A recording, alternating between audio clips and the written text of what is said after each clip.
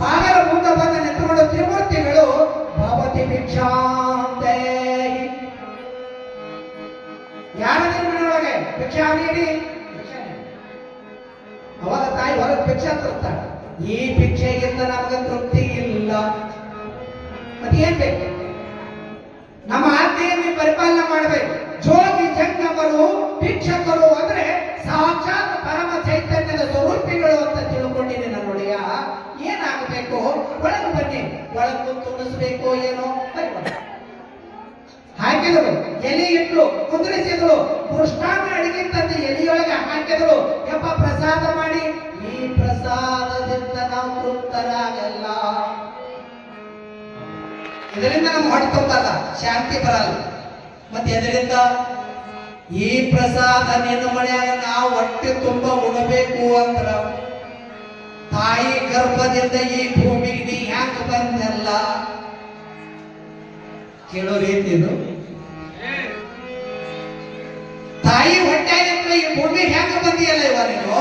ದಿಗಂಬರಳಾಗಿ, ನೀ ದಿಗಂಬರಳಾಗಿ ಪತ್ತಲೆಯಾಗಿ ಮುಂದೆ ಕುಂದಿರಿಸಿಕೊಂಡು ನಿನ್ನ ಎದೆ ಹಾಲನ್ನು ನಮಗೆ ಕುಡಿಸಿದ್ರ ನಾವು ತೃಪ್ತರಾಗ್ತೀವಿ ಅಂತ ಸನ್ಯಾಸಿ ಸಾಧುಗಳ ವೇಷದೊಳಗ ಬಂದಿರುವಂತ ಮಾತುಗಳನ್ನ ಕೇಳಿ ಮಹಾನುಸೂಯ ದೇವಿ ಅಂದಳಂತ ನಸುನಕ್ಕು. ಅಯ್ಯೋ ನನ್ನಪ್ಪ, ತಾಯಿ ಮಮಕಾರದ ವಾತ್ಸಲ್ಯದ ಪ್ರೀತಿ ಅನುಕಂಪವನ್ನ ಕಾಣಲಾರದಂತ ಅನಾಥ ಮಕ್ಕಳು ಇವು. ಪರದೇಶಿ ಮಕ್ಕಳದಾವೆ, ತಾಯಿಯ ಎದೆಯ ಅಮೃತ ಕುಡಿದಿಲ್ಲ, ಆನಂದ ಪಟ್ಟಿಲ್ಲ. ಆಯ್ತಪ್ಪ, ನೀವು ಮನಸ್ತಾಪ ಮಾಡ್ಕೋಬೇಡಿ. ಅದು ಆಜ್ಞೆ ಇತ್ತು ಅಂದ್ರ ಅನ್ಸಬೇಡಿ, ಏನೂ ಆಗಲ್ಲ. ನಿಮ್ಮ ಸಂಕಲ್ಪ ಐತಿ ಅಂದ್ರ ಅದನ್ನ ಈಡೇರಿಸ್ತೀನಿ ಅಂತ ಮಹಾಗುರುವಿನ ಅಂತ ಇರುವಂತ ಸರ್ವಸ್ವನಾಗಿರುವ ತ್ರಿಮೂರ್ತಿಗಳ ರೂಪ, ಪತಿಯೇ ಪರಮ ದೈವ, ಅವನೇ ಗುರು, ಅವನೇ ಗಂಡ, ಅವನೇ ಸರ್ವೇಶ್ವರ ಅಂತ ತಿಳ್ಕೊಂಡಿರುವಂತ ಅನಸೂಯ ದೇವಿ ಪತಿ ಧ್ಯಾನವನ್ನ ಮಾಡಿ ಒಳಗೆ ಹೋಗಿ ದಿನನಿತ್ಯ ಪಾದೋದಕ ಮಾಡುವಂತ ಅತ್ರಿ ಮಹರ್ಷಿಗಳು ಆ ಪಾದೋದಕ ತಗೊಂಡು ಬಂದು ಕುಂತಂತ ಋಷಿಮುನಿಗಳ ಸಾಧು ವೇಷದ ತ್ರಿಮೂರ್ತಿಗಳ ಮೇಲೆ ನೀರು ಯಾವಾಗ ಸಿಂಪಡಿಸಿದಳೋ ಅರಕ್ಷಣದೊಳಗ 6 ತಿಂಗಳದ ಕೂಸಾದು. ಅರಕ್ಷಣದೊಳಗೆ ಆಳ ಕತ್ತಿದ ಕುಳಿದ ಮಹಾತಾಯಿ ನಿಮ್ಮ ಆಸೆ ಈಡೇರಿಸಲಂತ ತಾಪ್ ಮಾಡ್ಕೋಬೇಡ್ರು. ಒಂದೊಂದು ಮಗುವನ್ನ ಎತ್ಕೊಂಡು ತನ್ನ ತೊಡಿ ಮೇಲೆ ಹಾಕೊಂತ, ತೊಡಿ ಮೇಲೆ ಹಾಕೊಂಡಿರುವಾಗ ಅದೇ ಪಾದೋದಕ ಕೈಯಿಂದ ತನ್ನ ಎದೆಯನ್ನ ಸವರಿಕೊಂಡು, ತನ್ನ ಎದೆಯನ್ನ ಸವರಿಕೊಂಡು ಹಡದ ತಾಯಿ ಎದೆಯೊಳಗ ಹಾಲು ಬರ್ತದ ವಿನಃ ಹಣಿಲಾರದ ತಾಯಿ ಎದೆಯೊಳಗ ಹಾಲು ಬರಲ್ಲ. ಯಾವಾಗ ಗುರುನಾಥನ ಧ್ಯಾನ ಮಾಡಿ ಯಾವಾಗ ಎದೆ ಸಂಪಡಿಸಿಕೊಂಡು ಗುರುದೇ ತಸ್ಮೈ ನಮಃ ಪತಿಯೇ ನನ್ನ ಸರ್ವಸ್ವ ಅಂತ ಯಾವಾಗ ಧ್ಯಾನ ಮಾಡಿದಂತ ಅನಸೂಯನ ಎಡೆಯೊಳಗ ಹಾಲು ಚಿಮ್ಮಲಾಕತ್ತಿದ್ವು. ಆ ಹಾಲನ್ನ ಕುಡಿಸಿ ಒಂದೇ ತೊಟ್ಟಿಲದೊಳಗ 3 ಮಕ್ಕಳನ್ನ ಹಾಕಿ ಆಡಿ ಬಾಗನ ಕಂದ ಅಂಗಾಲ ತೊಳೆದೇನಾ ತೆಂಗಿನ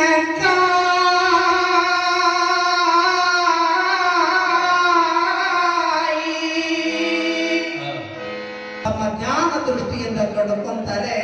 ತ್ರಿಮೂರ್ತಿಗಳೇ ಶಿಶುವಾಗ್ಯಾರ, ತ್ರಿಮೂರ್ತಿಗಳೇ ಶಿಶುವಾಗ್ಯಾರ ಅಂತ ತಿಳ್ಕೊಂಡು ಅಂತ ಕೆಡ್ತಿ ಭಜಿನಿ ಅಂತ ಸೀದ ಹೋದ. ಅಯ್ಯೋ ಯವ್ವ ಯವ್ವ ಯವ್ವ ಯವ್ವ ಅಂತ ಪಾರ್ವತಿ, ಯಾಕೋ ಏನಾಯ್ತು? ನಿನ್ನ ಗಂಡ ಕೂಸಾಗ್ಯಾನ, ಮುಂದೆ ಯಾರ ಸಂಗಟ ಬಾಳೆ ಮಾಡ್ತೀಯ? ಹೇಳ ಸರಸ್ವತಿಯವ್ವ, ಹೇಳ ಲಕ್ಷ್ಮವ್ವ.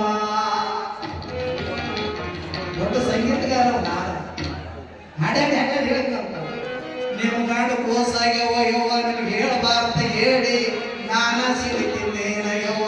ನೀವ ಹೋಗಿ ಕೇಳಿದ್ರೆ ನಿಮ್ಮ ಗಂಡುಗಳು ನಿಮ್ಮಂತೆ ಆಗ್ತಾವ, ಇಲ್ಲಂದ್ರ ಅನಸೂಯ ಮಕ್ಕಳಾಗಿರ್ತಾವ. ನೀನು ಬರೀ ಅಂತ ನಮ್ಮ ಸಂಕಟ ಅಂದ್ರ ಹೋಗ್ರಿ ಯವ್ವ ಓಡ್ದ ಕಟ್ಟವ ನಾರಾಯಣ ನಾರಾಯಣ ಓಡ್.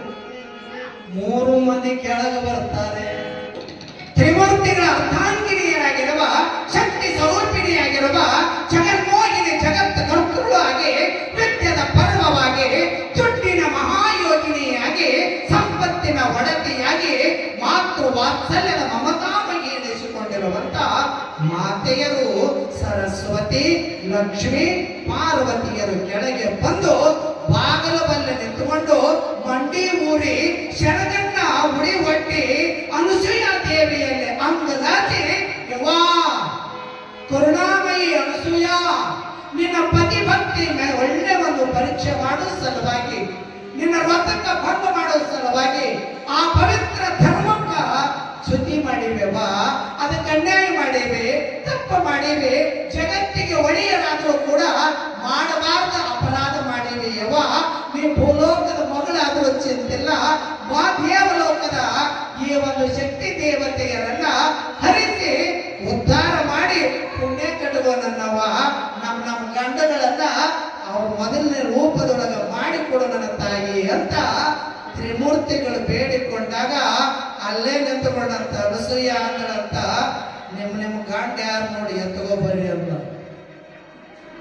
ನಿಮ್ಮ ಗಂಡ ಯಾರ್ಯಾರು ನೋಡಿ ಎತ್ಕೋ ಬರ್ರಿ ಅಂದಾಗ ಅವ್ರವ್ರ ಗಂಡ ರೂಪದಾಗ ಇಲ್ಲ ಶಿಶು ಒಂದೇ ರೂಪದಾಗದ ಒಂದೇ ರೂಪದಾಗಿರುವಂತ ಶಿಶುವನ್ನ ನೋಡಿ ಲಕ್ಷ್ಮಿ ಅಂತಾಳ ಇದ್ರಾಗ ನನ್ನ ಗಂಡ ಯಾರ ಲಕ್ಷ್ಮಿ ಆಕೆ ನಿನ್ನ ಗಂಡಂತ ಏನಾರು ಮಾಚ ಐತೆ ನೋಡ ಅಂತ ಸರಸ್ವತಿ ಮಾಚಿಲ್ಲ ಸುಮ್ಮನಿಲ್ಲು ಪಾರ್ವತಿ ಅಂತಾಳ ಯವ ಹಿಂಗ್ಯಾಕೆ ನಮ್ಮನ್ನ ಪರೀಕ್ಷೆ ಮಾಡ್ತೀರಿ ತಪ್ಪಾಗೈತಿ ಒಟ್ಟಾರೆ ಹೇಳ್ತೀನಿ ಯವ್ವ ನಮ್ಮನ್ನ ಆರಾಧನೆ ಮಾಡುವಂತ ಸತ್ತುಡ ದೇವತೆನೇ ನೀನು ನಿನ್ನ ಕಾಲಿಗೆ ಬೀಳ್ತೀವಿ ನಮ್ಮ ಮುತ್ತೈದೆ ತರ ಕರುಣಿಸು ಅಂತ ಬೀಳ್ತ ರಕ್ಷಕಿ ಶಾಂಭವಿ ಆಗಿರುವಂತ ಅನಸೂಯ ದೇವಿ ಮತ್ತೆ ಅದೇ ಪಾದೋದಕದಿಂದ ಅತ್ರಿ ಋಷಿಗಳನ್ನ ಸಲಗುತ್ತಿದ್ದರಂತ ಸ್ವಾಮಿ ನಿಮ್ಮ ಅಪ್ಪಣೆ ಆಗಲಿ ಅಂತ ಬೇಡಿಕೊಂಡು ಅದೇ ನೀರಿನಿಂದ ಯಾವಾಗ ಶಿಶುಗಳಿಗೆ ನೀರು ಹೊಡೆದಳು ಮತ್ತೆ ಅವರು ಯೋಗಿಗಳಾಗಿ ಬಂದಿದ್ರಲ್ಲ ಆ ರೂಪಲ್ಲ ಸಾಕ್ಷಾತ್ ತ್ರಿಮೂರ್ತಿಗಳ ರೂಪವನ್ನು ತಗೊಂಡು ಎದ್ದು ನಿಲ್ಲುತ್ತಾರ ಯಾವಾಗ ಎದ್ದು ನಿಂತುಕೊಂಡಿರುವಾಗ ಅದೇ ತ್ರಿಮೂರ್ತಿ ತ್ರಿಕಾಲವಂತರು ತ್ರಿಮಹರ್ಷಿ ಅಂತಾರೆ ಬಾಳ ವರ್ಷದ ಸಂಕಲ್ಪನಿದ್ದು ಬಾಳ ವರ್ಷದ ತಪಸ್ಸಿನ ಫಲಕ್ಕ ಏನೂ ಕೊಟ್ಟಿದ್ದಿಲ್ಲ ನೀ ಏನೂ ಕೇಳಿಲ್ಲ ನಾ ಕೊಟ್ಟಿಲ್ಲ ನೀ ಕೇಳಿಲ್ಲ ನಿನಗೇನ್ ಬೇಕು ಕೇಳು ಅಂತ ತ್ರಿಮೂರ್ತಿಗಳು ವರವನ್ನ ದಯಪಾಲಿಸಲಿಕ್ಕೆ ನಿಂತಾಗ ಅವಾಗ ತ್ರಿಮಹರ್ಷಿಗಳಂತಾರೆ ಇಪ್ಪ ನಿಮ್ಮ ಪಾದದೊಳಗ ಒಂದೇ ಕ್ಷಣದೊಳಗೆ ಬೇಡುವುದು ಅಂದ್ರೆ ಇಡೀ ಜಗತ್ತಿಗೆ ಒಡೆಯೋರು 3 ಜನ ಆದರೆ ಒಳ್ಳೆಯ ಒಂದು ಬ್ರಹ್ಮ ವಿಷ್ಣು ಮಹೇಶ್ವರರು ನಿಮ್ಮೆಲ್ಲರ ಗುಣತ್ರಯಗಳ ರೂಪದ ಸ್ವರೂಪ ನಿಮ್ಮ ತ್ರಿಮೂರ್ತಿಗಳ ನಾಮ ಏಕನಾಮ ಆಗಬೇಕು ತ್ರಿಮೂರ್ತಿಗಳ ಸ್ವರೂಪ ಒಂದೇ ರೂಪದ ಪ್ರತಿರೂಪ ಒಂದೇ ಮಗ ನಿಮ್ಮ 3 ರೂಪದ ಒಂದು ಸ್ವರೂಪದ ಮಗನನ್ನ ಧಾರೆ ಎರಿರಿ ಅಂತ ಅಂಗಲಾಚೆ ಬೇಡಿಕೊಂತಾನೆ ಅತ್ರಿ ಮಹರ್ಷಿ ತಥಾಸ್ತು ಅಂತ ಆಶೀರ್ವಾದ ಮಾಡಿದಾಗ ಸ್ವತಃ ತ್ರಿಮೂರ್ತಿಗಳ ರೂಪದ ಪ್ರತಿರೂಪದ ಶಿಶುಗಳಿದ್ದವಲ್ಲ ಅದೇ ರೂಪದ ಪ್ರತಿರೂಪದಿಂದ ವಿಷ್ಣುವಿನ ರೂಪದ ದತ್ತ ಅವತಾರವಾಗಿ ನಿಲ್ಲುತ್ತದೆ ಆ ದತ್ತ ಆತ್ರೇಯ ಭಕ್ತಿಯ ಭಾವದ ಅತ್ರಿ ಋಷಿಯ ಆಜ್ಞಾನುಸಾರವಾಗಿ ವರವನ್ನ ಪಡೆದುಕೊಂಡಿರುವಂತ ಪುಣ್ಯದ ದತ್ತನ ಮಗ ದತ್ತು ಮಗ ದತ್ತಕ್ಕೆ ತಗೊಂಡ ನೋಡು ಅಂತಾರ ದತ್ತಕ್ಕೆ ಬಂದ ನೋಡು ಅಂತಾರಲ್ಲ ಆ ದತ್ತನ ರೂಪ ಒಂದು ವಿಷ್ಣುವಿನ ಸ್ವರೂಪ ಬ್ರಹ್ಮನ ಸ್ವರೂಪ ಚಂದ್ರನಾಗಿ ಪರಶಿವನ ಸ್ವರೂಪ ಧ್ರುವಾಸರ ಆಗಿ 3 ರೂಪದ ಸ್ವರೂಪದ ರೂಪ ದತ್ತಾತ್ರೇಯ ಏನಾಮಧಾರಕ ಕೇಳು ಈ ಪುಣ್ಯದ ಒಡೆಯನಾಗಿರುವಂತ ಮೂಲ ಕರ್ತೃನಾಯಕನ ಅವತಾರ ತ್ರಿಮೂರ್ತಿಗಳ ಸ್ವರೂಪದ ನಾಮ ಈ ದತ್ತಾತ್ರೇಯ ಆ ದತ್ತಾತ್ರೇಯನ ನಾಮ ಅಜರಾಮರ ಆ ಒಳ್ಳೆ ಶಕ್ತಿ ಪ್ರಭಾವ ಆ ದತ್ತಾತ್ರೇಯ ಅತ್ರಿ ಮಹರ್ಷಿಗಳ ಅನಸೂಯ ದೇವಿಯರ ಪುಣ್ಯದ ಮಗನಾದ ಪುಣ್ಯದ ಮಗುವಾಗಿರುವಾಗ ಅವರ ಲೋಕ ಕಲ್ಯಾಣಕ್ಕಾಗಿ ಜಗದ ಉದ್ಧಾರಕ್ಕಾಗಿ ಯುದ್ಧವನ್ನು ಬೆಳೆಸಿ ಧರ್ಮವನ್ನ ಬೆಳಗಿಸಿದಂತ ಪುಣ್ಯದ ದತ್ತಾತ್ರೇಯರ ಪುಣ್ಯದ ಒಳ್ಳೆ ಒಂದು ಕುರುಹು ಒಬ್ಬ ತಾಯಿ ಅಂಗಲಾಂಚಿ ಬೇಡಿಕೊಂಡು ತಾಪ ಅವಮಾನ ಮತ್ಸರದೊಳಗ ಇಡೀ ಒಂದು ಸಂಸಾರದೊಳಗ ಜಿಗುಪ್ಸೆ ಒಂದು ಜೀವ ಕಳ್ಕೊಳ್ಳುವಂತ ಅಂಬೆ. ಆ ಅಂಬೆ ತಾಯಿ ಮಹಾತಾಯಿಯನ್ನ ಒಳ್ಳೆ ಒಂದು ಜೀವದಿಂದ ಆ ಸಾಯುವಂತ ಜೀವತ್ವವನ್ನ ಕರುಣಿಸ್ತಾರೆ ದತ್ತ ಮಹಾಗುರು. ಕರುಣಿಸಿರುವಂತ ಸಮಯದೊಳಗ ನಿನ್ನ ಉದರದೊಳಗ ನಾನೇ ಒಂದು ಮಗ ಆಗಿ ಬರುತ್ತೇನೆ. ದತ್ತನ ಎರಡನೆಯ ರೂಪ ಕಲಿಯುಗದೊಳಗ ಯಾವ ನಾಮದಿಂದ ಯಾವ ರೂಪದೊಳಗ ಅಂದ್ರೆ ಅವನೇ ನಾನು ನೀನೇ ಅವನಾಗಿರ್ತಾನ ಅಂತ ನಿನ್ನ ಪಾದದ ಉದದೊಳಗ ಶ್ರೀಕಾರದ ಅಂಶ ತುಂಬಿರುವಂತ ಪಾದ ಶ್ರೀಪಾದ. ಆ ಶ್ರೀಪಾದ ವಲ್ಲಭ ಶಂಕರ.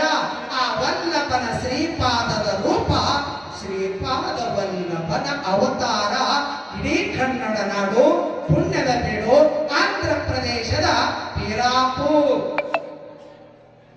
ಆ ಪುಣ್ಯದೊಳಗ ಅವತರಿಸಿ ಬಂದಿರುವಂತ ಶ್ರೀಪಾದ ವಲ್ಲಭರ ಕೃಪಾ ಕಟಾಕ್ಷದ ಪುಣ್ಯದ ರಂಜಾನಾಡಿನ ಮಹಾರಾಷ್ಟ್ರದ ಪುಣ್ಯದ ದಂಪತಿಗಳಾಗಿರುವಂತ